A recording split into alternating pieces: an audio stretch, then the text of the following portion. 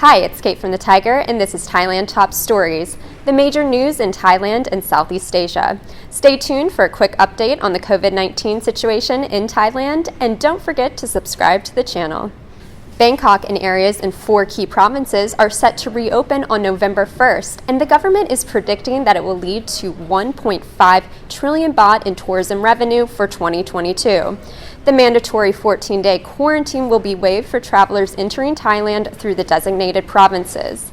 Just like the Phuket Sandbox pilot project, travelers arriving to the selected areas will need to be fully vaccinated against the coronavirus and test negative for COVID-19 before departure.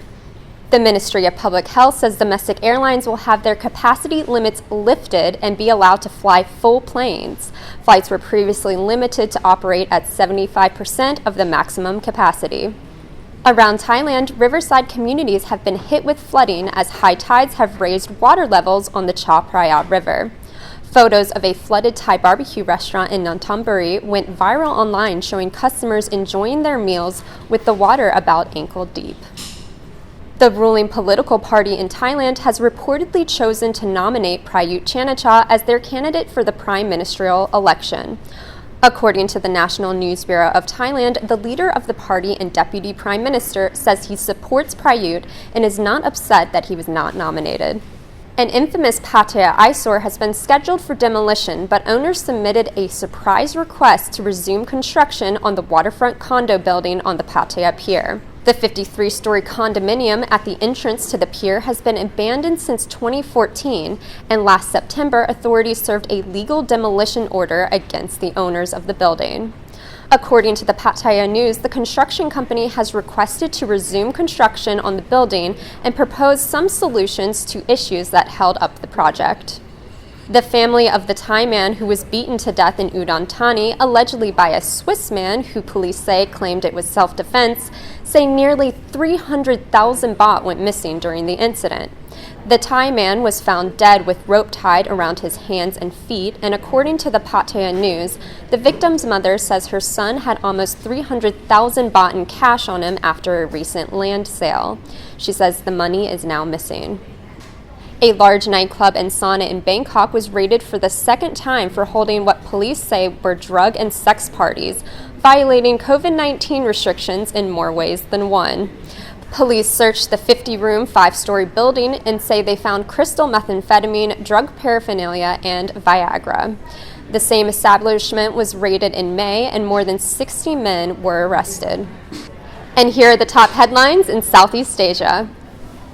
In Cambodia, according to AFP, anti-landmine authorities are training dogs to sniff out COVID-19. The Belgian Malinois breed are usually trained to nose out explosives, but the Cambodia Mine Action Centre is now training the dogs to identify people who might be affected with the coronavirus. In Malaysia, Reuters reports that the country has lifted interstate and international travel restrictions for residents who are fully vaccinated against COVID-19. Malaysians who are fully vaccinated can now travel overseas without applying for permission.